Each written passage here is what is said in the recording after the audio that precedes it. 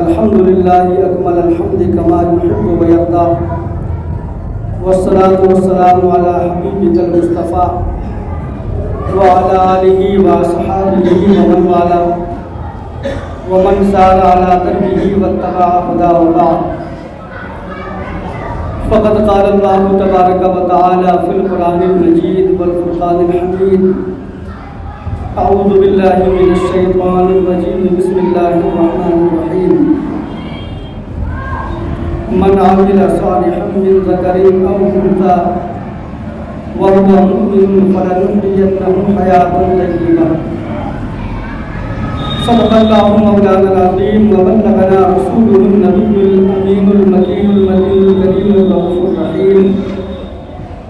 ونحن على ذلك لمن الشاهدين والشاكرين والحمد لله رب العالمين.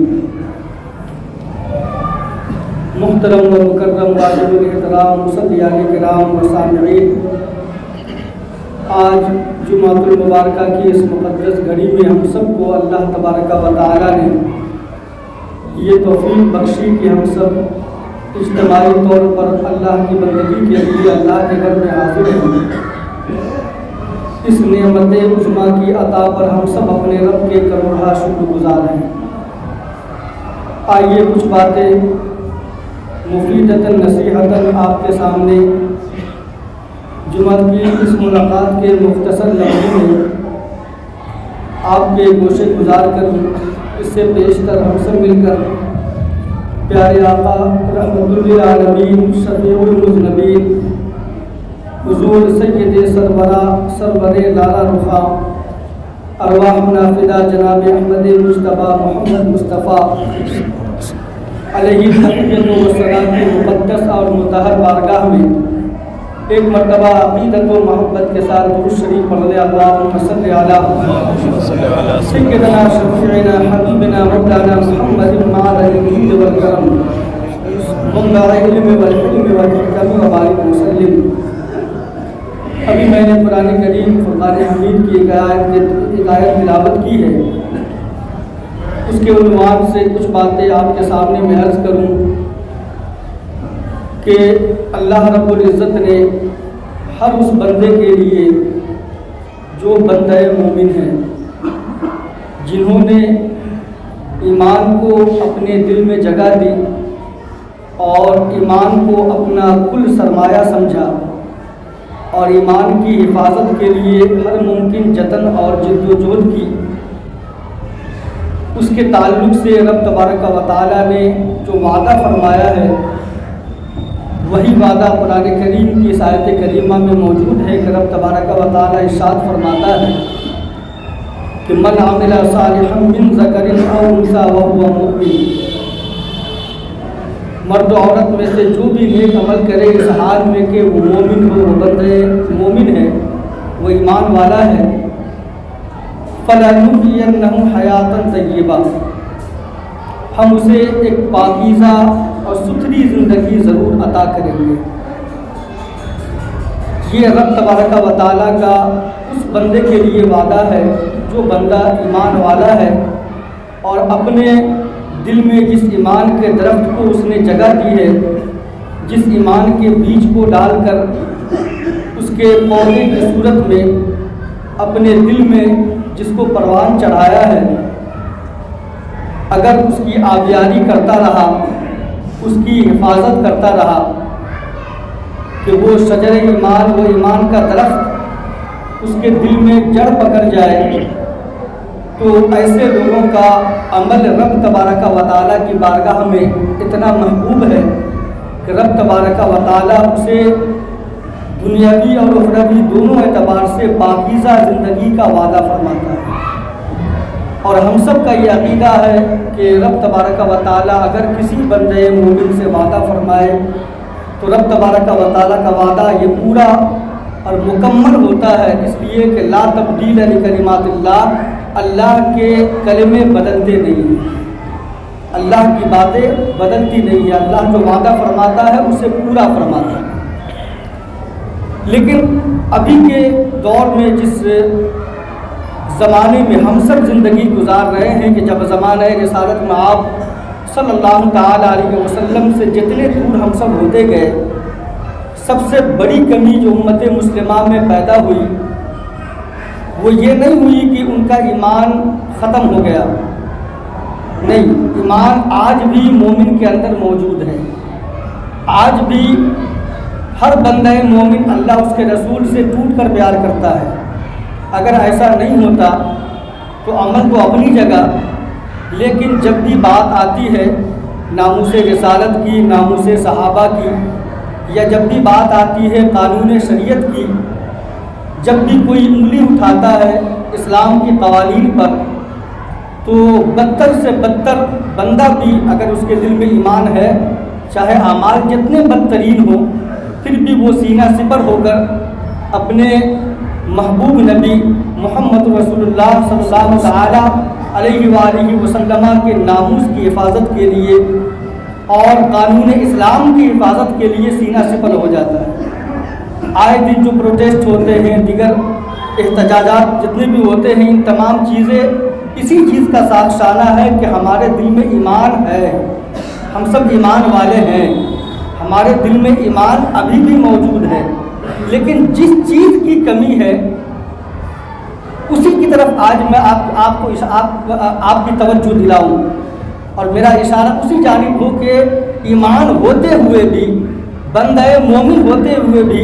آخر کون ایسی کمی ہے امت مسلمہ کے اندر کہ جس کی بنیاد پر ہمارے اعمال بد سے بدتر ہیں، اور اعمال کے بدترین ہونے کی وجہ سے ہمارے حالات بھی بد سے بدتر ہیں۔ آج پوری دنیا میں اگر آپ جائزہ لیں گے، سروے کریں گے، پڑھیں گے، پوری دنیا کے حالات کو اگر اپنی نگاہوں سے دیکھیں گے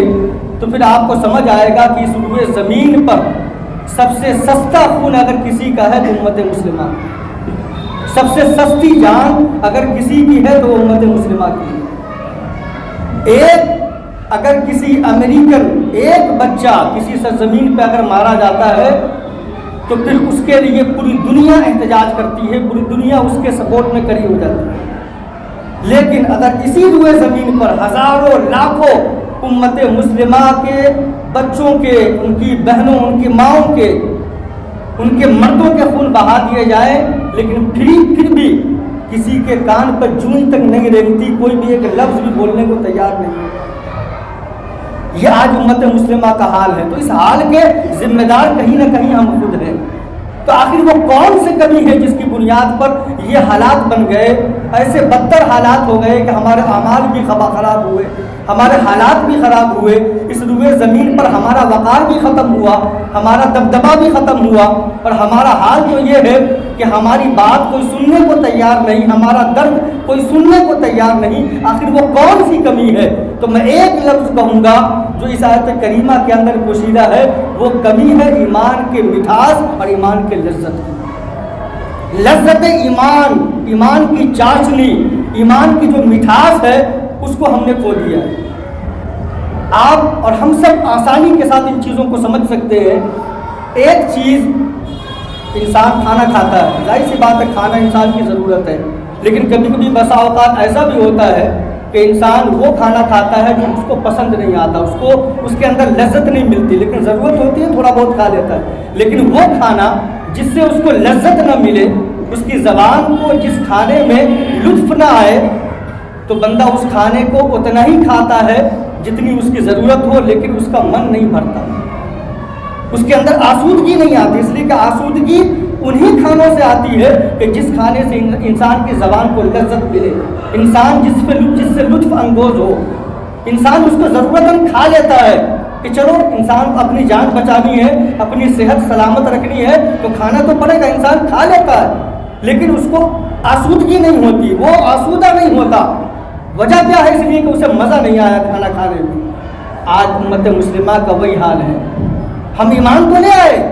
ہم ایمان والے تو ہیں، اور ایمان والے بھی اسی لیے ہے کہ وراثت میں ہمیں ایمان ملا ہے، ہمیں وراثت میں اسلام ملا ہے۔ ہمارے باپ دادا مسلمان تھے، بچپن سے ہمیں اسلامی گھرانے میں ہماری پرورش ہوئی، ہمیں پروان چڑھایا گیا اور ہمیں بتا دیا گیا کہ ہم مسلم ہیں، اور اسی انداز میں ہماری پرورش ہوتی رہی۔ لیکن جو ایمان کی چاشنی ہے، ایمان کا جو لطف ہے، ایمان کا جو مزہ ہے، جو لذت ایمانی ہے، وہ ہمیں کبھی محسوس نہ کرایا گیا اور نہ کبھی ہوا، اور یہی وجہ ہے کہ ہمارے اعمال بہتر نہیں ہوتے۔ مجھے یاد آتا ہے کہ تاریخ اسلام میں ایک دور وہ بھی تھا کہ جب حضور نبی اکرم صلی اللہ تعالی علیہ وسلم نے جب مکہ کے سرزمین پر اعلان نبوت کے بعد اسلام کی تبلیغ و اشاعت شروع کی، تقریباً حضور نے 8 سال گزار دیے اسلام کی تبلیغ و اشاعت کرتے ہوئے، لیکن چند لوگ ہی ایمان لائے۔ اب حضور نبی اکرم صلی اللہ تعالی علیہ وآلہ وسلم نے ارادہ فرمایا کہ اب چلو مکہ والے تو ایمان نہیں لاتے، اب ذرا ان اطراف کا جائزہ لے جہاں سے لوگ مکہ کے منڈیوں میں داخل ہوتے۔ حضور نے گھاٹیوں کا رخ کیا جہاں سے اطراف مکہ کے لوگ آتے تھے، جس میں مدینہ منورہ بھی تھا، اور دیگر یمن اور دیگر اطراف سے لوگ مدینہ کے بازار میں آتے تھے تجارت کی غرض سے۔ حضور ایک راستے پہ گئے جو مدینہ کی طرف جو راستہ جاتا تھا، وہاں سے تقریباً ایک قافلہ آیا جس کے سردار حضرت عمرو بن عاص تھے۔ وہ سردار جب داخل ہوا، تقریباً وہ تعداد جو ان کی تھی، ایک روایت کے مطابق 11 اور ایک روایت کے مطابق 9 کی تعداد تھی، جس کو عقبہ اولیٰ بھی کہا جاتا تاریخ اسلام کے اندر۔ جب وہ قافلہ داخل ہوا، حضور نبی اکرم صلی اللہ علیہ وسلم نے اس قافلے کے سامنے اسلام کو پیش کیا، اسلام کی خوبیاں بیان فرمائی، اور آقا کریم علیہ السلام نے اپنی زبان مبارک سے، جو سارا اسلام ہے، خود اپنی زبان مبارک سے جب اسلام کی چاشنی، اسلام کی خوبیاں جب اس قافلے کے سامنے رکھی، تو وہ پہلا قافلہ تھا جس نے بغیر دلیل کے حضور کے دامن کرم میں آنے کے لیے اس نے گوارا کر لیا۔ اس قافلے کے سردار حضرت عمرو بن عاص نے کہا کہ ہم اسلام کو قبول کرنے کو تیار ہیں، اور جب وہ قافلہ اسلام قبول کرنے کے لیے تیار ہوا، اب جو میں آپ کے سامنے جملہ کہنے جا رہا ہوں اس جملے پہ غور کریں۔ یہ واقعہ آپ نے بارہا سنا ہوگا، چونکہ تاریخ اسلام کا یہ ایک اہم واقعہ ہے، یہ حضور کی سیرت کا یہ ایک اہم باب ہے۔ اب جب وہ لوگ اسلام قبول کرنے کو تیار ہوئے تو حضور نے اس قافلے کے سامنے جو باتیں پیش فرمائی وہ بات قابل غور ہے۔ حضور نے فرمایا کہ چلو تم اسلام قبول کرنے کو تیار تو ہو گئے، لیکن ذرا مجھے بتاؤ کہ تم جانتے ہو کہ اس اسلام کو قبول کرنے کے بعد پھر تمہارا حال کیسا ہوگا؟ تم نے کبھی توجہ کی ہے؟ تم اسلام قبول کرنے کو تیار ہو گئے، لیکن ذرا میں توجہ تمہاری اس طرف دلا دوں کہ اسلام کے قبول کرنے کے بعد تمہارے حالات کیسے ہوں گے۔ اللہ اکبر۔ پھر حضور نے بیان فرمایا کہ سنو، اگر تم اسلام قبول کر لیتے ہو تو پوری دنیا تمہاری دشمن بن جائے گی، اس لیے کہ سلوئے زمین پر چند لوگ کلمہ گو ہے، پوری دنیا تمہاری دشمن بن جائے گی۔ یہ مکہ، اس کے دروازے تم پر بند کر دیے جائیں گے، تمہارا مال تجارت کوئی نہیں خریدے گا، ہو سکتا ہے کہ تم پر قحط سالی آ جائے، لوگ تمہاری جان کے دشمن بن جائے، تمہارے مال کے دشمن بن جائے، لوگ تمہارے گھروں کو اجاڑ دیں گے، تمہارے مدینے کے حالات خراب ہو جائیں گے، تمہارے اطراف میں یہود و نصارہ بستے ہیں، وہ تمہارے ازلی دشمن ہو جائیں گے، سب کے سب تمہارے دشمن ہو جائیں گے، نہ تمہارے پاس مال بچے گا، نہ تمہاری جان محفوظ ہوگی۔ اب بتاؤ، اس کے باوجود بھی اسلام قبول کرنے کو تیار ہو؟ یہ دیکھیں اسلام کی لذت، ایمان کی لذت۔ حضرت عمرو بن عاص نے کہا کہ یا رسول اللہ صلی اللہ علیہ وسلم، اسلام کی جگہ جو حسن آپ نے بیان فرمایا ہے، اسلام کی جو خوبیاں آپ نے بیان فرمائی ہے، اسلام کا جو نور آپ نے ہمارے سامنے رکھا ہے، اس میں اتنی لذت ہے کہ یا رسول اللہ میں اسلام قبول کرنے کو تیار ہوں، چاہے جائے کہ پوری دنیا ہماری جان کے دشمن بن جائے۔ ہمیں غرض نہیں ہے اس سے، اس لیے کہ ہمیں ایمان کی چاشنی مل چکی ہے، ہمیں لذت ایمانی کا احساس ہو چکا ہے، اور جب لذت ایمانی کا احساس ہو چکا ہے تو جان جاتی ہے تو جائے، مال جاتا ہے تو جائے، اگر بچے قربان کرنے پڑے تو وہ بھی ہم تیار ہیں، لیکن یا رسول اللہ اب دامن اسلام میں سے ہمیں وابستہ فرما لے، اس لیے کہ اب ایمان کے بغیر نہیں رہا جاتا۔ یہ ہے لذت ایمانی، یہ ہے ایمان کی چاشنی۔ تو جس کو ایمان کا مزہ مل جائے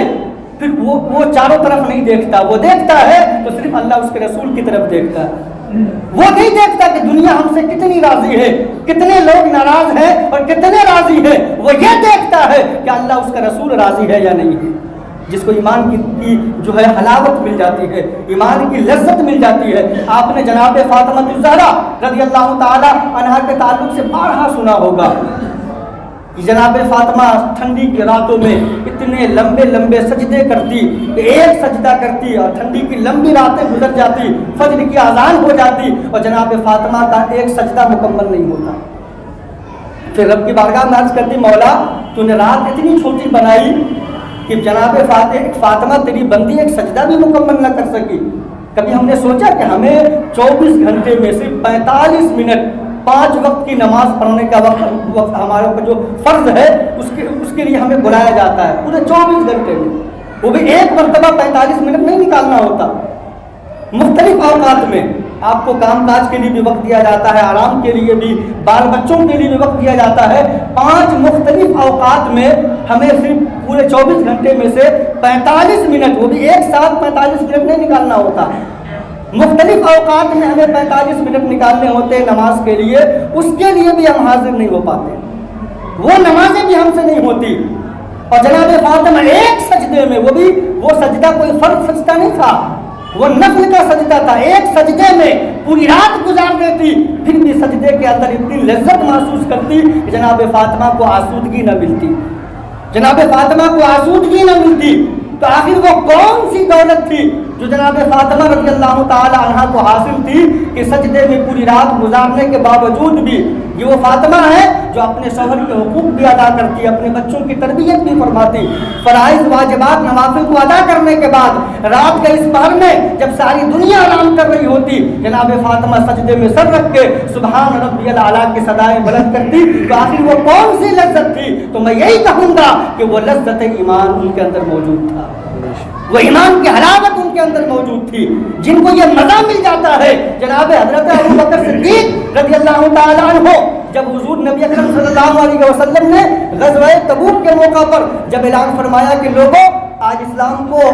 تمہارے مال کی ضرورت ہے، سب لوگ لائے، کچھ لائے، کوئی کچھ لائے، لیکن جناب صدیق اکبر گھر کا سارا مال اٹھا لائے اور اس حال میں آئے کہ اپنے جسم پر جو لباس پہنا تھا وہ بھی دے دیا، ٹاٹ کا لباس بنایا اور اس میں ببول کے کانٹوں کا بٹن لگایا اور پھر حضور کی بارگاہ میں آئے۔ اور اللہ اکبر، جب حضور کی بارگاہ میں آئے تو حضور کبھی آسمان کی طرف دیکھتے اور کبھی حضرت ابوبکر صدیق کی طرف دیکھتے اور مسکراتے، پھر حضور آسمان کی طرف دیکھتے اور پھر حضرت ابوبکر صدیق کی طرف دیکھتے اور پھر مسکراتے۔ حضرت ابوبکر صدیق نے عرض کیا یا رسول اللہ صلی اللہ تعالی علیہ وسلم، آپ کے تبسم کی وجہ کیا ہے؟ آپ مسکرا رہے ہیں، وجہ کیا ہے؟ تو حضرت ابوبکر صدیق کے کہنے پر حضور نے فرمایا کہ اے میرے غلام، اے ابوبکر صدیق، عالم یہ ہے کہ جس شان سے تم آئے ہو کہ گھر کا کل سرمایہ، اپنے جسم کا لباس بھی تم اتار لائے، ٹاپ کا لباس پہن لیا، ببول کے کانٹوں کا بٹن لگا لیا، اور جب تم نے یہ ادا کی اپنائی ہے تو عالم یہ ہے کہ اللہ کو یہ ادا اتنی پسند آئی کہ آج آسمان کے فرشتوں کو بھی، ملائے اعلیٰ کے فرشتوں کو بھی یہ حکم ہوا ہے کہ اے جبریل، تمام فرشتوں کے ساتھ ابوبکر کی سنت کو ادا کرو، ابو بکر کی سنت کو ادا کرو۔ جس طریقے سے ابو بکر نے ٹاٹ کا لباس پہنا ہے، ببول کے کانٹوں کا بٹن لگایا ہے، تم بھی اسی انداز میں آج بھی ٹاٹ کا لباس پہنو اور ببول کے کانٹوں کا بٹن لگاؤ۔ اللہ اکبر۔ تو میں یہ پوچھوں نا کہ یہ ادا حضرت ابو بکر صدیق کو کہاں سے آئی؟ آج تو عالم یہ ہے کہ مسجد میں، مدرسوں میں اگر 10 روپے، 5 روپے، 50 روپے، 100 روپے دینے پڑے تو ہماری نگاہیں جھک جاتی ہے۔ آخر حضرت ابوبکر صدیق کے دل میں ایمان کی اتنی محبت کہاں سے آئی، اسلام کی اتنی محبت کہاں سے آئی کہ اپنے جسم کا لباس تک دے دیا؟ اور جب حضور نے پوچھا کہ ابوبکر گھر کے لیے کیا چھوڑے ہو، سب تو لے آئے، تو کہا کیا پیش کروں جانا، کیا چیز ہماری ہے، یہ دل بھی تمہارا ہے، یہ جان بھی تمہاری۔ یا رسول اللہ، میرا ہے ہی کیا، سب کچھ تو آپ کا ہے، میرا ہے کیا، کیا پیش کروں جانا، کیا چیز ہماری ہے، یہ دل بھی تمہارا ہے، یہ جان بھی تمہاری ہے۔ یا رسول اللہ، جو تھا سب تو آپ ہی کا تھا، بس ابو بکر اسے لے آیا ہے۔ تو میں یہ کہوں نا کہ یہ کون سی طاقت تھی حضرت ابو بکر صدیق کے اندر، تو میں ایک لفظ میں بیان کروں گا کہ وہ طاقت کوئی اور نہیں تھی، حضرت ابو بکر صدیق ایمان کی لذتوں سے آشنا تھے، ایمان لانے کا مزہ آ گیا تھا حضرت ابو بکر صدیق کو۔ حضرت بلال حبشی جب آپ کے جسم پر تپتے ہوئے ریت پر آپ کو لٹا کر، وہ بھی ننگا جسم لٹا کر جب آپ کے سینے پر چٹان رکھا جاتا اور آپ کے جسم کی چربی پگھل کر اللہ اکبر آپ کے جسم کو لہو لہان کر رہی ہوتی، اس وقت بھی آپ کی زبان پر ایک ہی لفظ ہوتا، احد احد، اللہ احد، اللہ الصمد، اللہ اکبر۔ کبھی سوچا ہے آج تھوڑی سی تکلیف ہو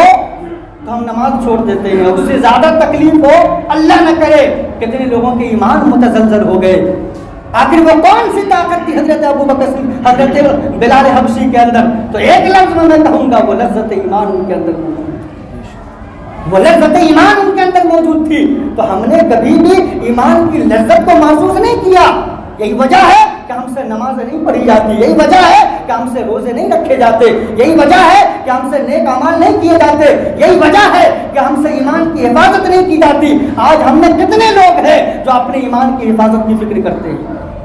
دن رات تو ہمیں یہ فکر ستاتی ہے کہ ہماری دکان کیسے بچے گی، ہمارا گھر کیسے بچے گا، ہمارا بینک بیلنس کیسے بڑھے گا، اس کے اندر ڈیولپمنٹ کیسے ہوگا۔ ان چیزوں کی فکر تو ہمیں ستاتی ہے۔ ہمارے کسی بزرگ نے کہا تھا نا، علامہ رومی کا ہی غالباً یہ جملہ ہے، آپ نے فرمایا کہ انسان اس نعمت کی، جس نعمت کی وہ قدر کرتا ہے، وہ اس کے اندر بڑھانے کی کوشش کرتا ہے، اس کے اندر اضافے کی کوشش کرتا ہے۔ آپ کے اندر اگر مال کی ہوس ہے، مال کی محبت ہے، تو ہر بندہ چاہتا ہے نا کہ میرے مال میں بڑھوتری ہو۔ آج اگر 5 لاکھ ہے تو کل 10 لاکھ ہو جائے، آج 10 لاکھ ہوا ہے تو کل 20 لاکھ ہو جائے، چونکہ مال کی محبت ہے۔ اور مال کی تعریف بھی یہی ہے، المال و مال یمیل التبا۔ ہمارے نبی حضرات فرماتے ہیں کہ مال کی تعریف بھی یہی ہے کہ یہ روپیہ پیسہ کو جو مال کہا جاتا ہے، اسی لیے کہ مال کا مطلب یہ ہوتا ہے المال و مالا یمیل التبا، مال اسے ہی کہا جاتا ہے جس کی طرف طبیعت کا میلان ہو جائے، جو طبیعت کو بھا جائے گا، یہ تو مال ہے۔ تو اس روپیہ پیسے کو جو مال کہا گیا اسی لیے کہ عام طریقے سے اکثریت افراد وہ ہے کہ جن کے دل میں ان کی محبت جاگزی ہوتی ہے۔ تو انسان کو جس چیز سے محبت ہوتی ہے، بندہ اس کے اندر اضافے کی کوشش کرتا ہے، جس نعمت کی قدر ہوتی ہے اس کو بڑھانے کی کوشش کرتا ہے۔ ایمان سے بڑی بھی کوئی نعمت ہے؟ کبھی ہم نے سوچا؟ تصور کرے، آپ کو لفظ میں جواب نہیں دینا، اپنے ضمیر سے سوال کرے، کیا ایمان سے بڑی بھی کوئی نعمت ہے؟ اس روئے زمین پر اہل ایمان کے لیے سب سے بڑی نعمت اگر کوئی ہے تو وہ ایمان ہے، اور مرنے کے بعد اہل ایمان کے لیے سب سے بڑی نعمت کوئی ہوگی تو وہ اللہ کا دیدار ہوگا جنت کے اندر۔ ایمان سے بڑی کوئی نعمت نہیں، اور ایمان ایک ایسی نعمت ہے کہ جس کے صدقے میں ہی ساری چیزیں ہیں۔ لیکن آدمی کا مزاج دیکھے، ہمارا مزاج دیکھے کہ جس نعمت کی ہمیں قدر ہوتی ہے ہم اس کو بڑھانے کی کوشش کرتے ہیں۔ پیسے کی محبت ہے، پیسے کی قدر ہے تو ہم 1 روپے کو 2 روپے کرنے کی کوشش کرتے ہیں، 2 روپے کو 10 روپے کرنے کی کوشش کرتے ہیں۔ گھر آج چھوٹا سا کھپڑیل مکان ہے تو ہم اسے جو ہے چھت کا مکان بنانے کی کوشش کرتے ہیں، اگر 1 منزل ہے تو ہم اسے 2 منزل بنانے کی کوشش کرتے ہیں۔ آج اگر ہمارا کاروبار لاکھوں میں ہے تو ہم اسے کروڑوں میں جو ہے بنانے کی کوشش کرتے ہیں۔ تو جس نعمت کی ہمیں قدر ہوتی ہے ہم اسے بڑھانے کی کوشش کرتے ہیں۔ اور ایمان کا معاملہ یہ ہے کہ ایمان کی قدر ہی ہمارے اندر نہیں ہے، اسی وجہ سے ہماری مسجدیں خالی ہیں۔ نہ ہم اعمال بڑھانے کی کوشش کرتے ہیں، نہ ایمان کے درخت کو بچانے کی کوشش کرتے ہیں، نہ اس کی حفاظت کی کوشش کرتے ہیں۔ آؤ میں تجھے قرآن کریم کے حوالے سے بتاؤں۔ قرآن کریم میں رب تبارک و تعالیٰ نے تو ایمان کو ایک ایسی چیز بیان فرمائی ہے جو مثال دی ہے رب نے سمجھنے کی ہے۔ کبھی سوچے، تصور کرے، رب تبارک و تعالیٰ ارشاد فرماتا الم تر کیف ضرب اللہ مثلا کلمۃ طیبۃ کشجرۃ طیبۃ اصلها ثابت وفرعها فی السماء تؤتی اکلها كل حين بإذن ربها ويضرب الله الأمثال للناس والله بكل شيء عليم۔ اللہ رب العزت نے ایمان کو ایک ایسے درخت سے مثال بیان فرمائی ہے کہ سمجھنے کے لیے ہے۔ وہ فرماتا الم تر کیف ضرب اللہ مثلا کلمۃ طیبۃ، اللہ تبارک و تعالیٰ ایک کلمہ طیبہ کی جو مثال بیان فرماتا ہے وہ کس سے؟ کمثل طیبۃ کشجرۃ طیبۃ، ایک ایسے پاکیزہ درخت کی طرح اللہ رب العزت کلمہ طیبہ کی مثال کو بیان فرماتا۔ کلمہ طیبہ سے مراد ایمان ہے۔ کلمہ طیبہ کی جو مثال رب نے بیان فرمائی ہے وہ کس سے؟ کشجرۃ طیبۃ، کہ پاکیزہ درخت سے مثال بیان فرمائی، اور اس پاکیزہ درخت کی شان کیا ہے؟ اصلها ثابت وفرعها فی السماء، اس کی جڑ جو ہے وہ مضبوط ہے، زمین پر ٹکی ہوئی ہے، اور اس کی جو شاخ ہے وہ آسمانوں میں ہے۔ مطلب اس کا تعلق زمین سے مضبوط ہے، اس لیے کہ اس کا تعلق رب کی بارگاہ سے بڑا قرب میں ہے۔ ثابت وفرعها فی السماء، اس ایمان کے درخت کی جڑ جو ہے زمین پر مضبوطی کے ساتھ ٹکی ہے۔ وہ کیوں ٹکی؟ اس لیے کہ وہ فرعها فی السماء، اس کی جو شاخ ہے وہ بلندی میں ہے، وہ آسمانوں میں ہے۔ آسمان سے مراد یہ ہے کہ وہ اللہ تبارک و تعالیٰ کی بارگاہ میں بڑا قریب ہے، اللہ تبارک و تعالیٰ کے قرب خاص میں ہے۔ اللہ تبارک و تعالیٰ اس کے رسول سے جو اس کا رشتہ ہے وہ بڑا قریبی، بڑا مضبوط رشتہ ہے، جس کی وجہ سے اس کی جڑ زمین میں ٹکی ہوئی ہے۔ اللہ اکبر۔ اور آگے رب تبارک و تعالیٰ ارشاد فرماتا ہے کہ شجرۃ طیبۃ اصلها ثابت وفرعها فی السماء تؤتی اکلها کل حین باذن ربها۔ اور جب ایسا ایمان کسی کے اندر ہو تو رب فرماتا ہے کہ وہ اپنے رب کے حکم سے ہر وقت اسے پھل دیتا رہتا ہے، ہر وقت اسے پھل دیتا رہتا ہے۔ مطلب یہ کہ جو ایمان کو محفوظ رکھنے کی کوشش کرتا ہے، ایمان کی فکر کرتا ہے کہ اس کا ایمان سلامت رہے، تو وہ ایمان کو بچانے کے لیے ہر وہ عمل کرتا ہے کہ جس سے ایمان محفوظ رہے، ہر وہ عمل کرتا ہے، نمازیں پڑھتا ہے، کبھی نماز قضا نہیں کرتا، وہ گناہوں سے بچتا ہے، ہر وہ عمل سے بچتا ہے جس سے اللہ اس کے رسول ناراض ہوتے ہیں، وہ گناہ کی طرف کبھی نہیں جاتا، کہیں ایمان کا درخت وہ ہے جو ہے کمزور نہ پڑ جائے، وہ کبھی جو اللہ اس کے رسول کے ناراضگی والے عمل پہ نہیں جاتا کہ کہیں اس کے ایمان کا درخت کمزور نہ پڑ جائے، کہ جیسے ہی اس کی شاخ کا تعلق بلندی سے جھکے گا اس کی جڑ کمزور پڑ جائے گی، جیسے ہی اس کا تعلق، اس کا رشتہ اللہ اس کے رسول کی ذات سے کمزور ہوگا اس کی جڑ کمزور پڑ جائے گی، تو وہ ڈرتا ہے اس عمل سے۔ اور یہی وجہ ہے کہ وہ پھلتا پھولتا رہتا ہے، اور پھلتا پھولتا اس انداز میں رہتا ہے کہ جب وہ نمازیں پڑھتا ہے، جب وہ روزے رکھتا ہے، جب وہ گناہوں کی نحوستوں سے بچتا ہے، وہ جھوٹ، چغلی، غیبت اور زنا، بدنگاہی، بدکلامی، بد اخلاقی، ان تمام چیزوں سے اپنے آپ کو بچاتا ہے اور اپنے آپ کو محفوظ رکھ کے وہ ایمان کو بچاتا ہے، تو اللہ تبارک و تعالیٰ اس ایمان کی برکت سے اس کی ذات کو ایسا بنا دیتا ہے کہ اپنے تو اپنے ہیں، اگر غیر بھی دیکھ لے تو ایمان سے متاثر ہو کر اسلام کے دامن سے وابستہ ہو۔ اور ہمارا تو عالم یہ ہے کہ لوگ ہمارے اعمال دیکھ کر کے اسلام سے دور ہونے کی کوشش کرتے ہیں۔ رب نے یہ بھی بیان فرمایا کہ جو لوگ اپنے اندر ایمان کی حفاظت نہیں کرتے تو اس کی مثال بھی رب نے بیان فرمایا کہ نجت السد من فوق الارض ما لها من قرار۔ میں پوری آیت نہیں پڑھا، میں نے آخر کا جملہ آپ کے سامنے رکھا ہے کیونکہ وقت نہیں میرے پاس۔ جو لوگ ایمان کی حفاظت نہیں کرتے اور ایمان کی فکر نہیں کرتے، ایمان کی لذتوں سے آشنائی کا شوق نہیں رکھتے، تو ایسے لوگوں کے بارے میں فرماتا ہے نجت السد من فوق الارض ما لها من قرار۔ آپ نے دیکھا ہوگا کہ کچھ بیج وہ ہے کہ جب ہم زمین پہ چھیٹتے ہیں، آپ کسان بھی ہوں گے یہ لوگ، آپ جانتے ہیں، تو وہ زمین کے اندر وہ چلا جائے، وہ جڑ پکڑ لے تو وہ پودے دیتا ہے، اس سے پھل ملتا ہے، اناج غلے ملتے ہیں۔ اور کچھ بیج وہ ہوتے ہیں جو زمین کے اوپر پڑے رہ جاتے ہیں، وہ زمین مٹی اسے قبول نہیں کرتی، کیڑے مکوڑے اسے کھانے لگتے ہیں، اس کی کوئی قرار گاہ نہیں ہوتی، اس سے کوئی پودے نہیں نکلتے، اور کبھی پودے اتفاق سے نکل بھی جائے تو اس میں دانے نہیں ہوتے۔ پھر ہم اسے کیا کرتے ہیں؟ جانوروں کی جانوروں کا چارہ بنا دیتے ہیں، یا پھر اسے کہیں پہ جلا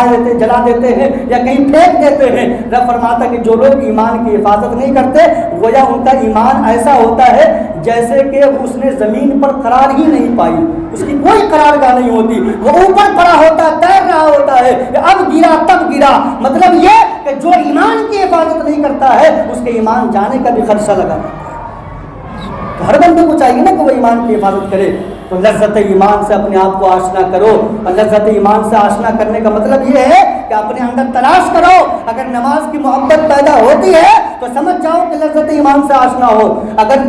گناہوں سے نفرت ہوتی ہے تو سمجھ جاؤ کہ لذت ایمان سے آشنا ہو، کیونکہ تمہارا اور آپ کا اور ہمارا یہ مقام ہے کہ ہم انسان بھی ہے، اشرف المخلوقات ہونے کے ساتھ ساتھ، انسان ہونے کے ساتھ ساتھ ہم مومن ہیں۔ اور ہماری شان یہ ہے کہ رب نے ہماری جو تعریف بیان فرمائی ہے کہ انا عرضنا الامانۃ علی السماوات والارض والجبال فابین ان یحملنها واشفقن منها وحملها الانسان انه کان ظلوما جہولا۔ رب فرماتا ہے کہ یہ احکامات، یہ فرائض، یہ واجبات، یہ تہذیب، یہ تمدن، یہ اصول، یہ قانون شریعت، ان تمام چیزوں کو امانت بنا کر ہم نے چاہا کہ اسے آسمانوں پہ ڈالے، ہم نے چاہا کہ اسے زمین پہ ڈالے، ہم نے چاہا کہ اسے پہاڑوں پہ پیش کرے، لیکن ہوا کیا؟ رب فرماتا انا عرضنا الامانۃ علی السماوات والارض والجبال، ہم نے پہاڑوں پر،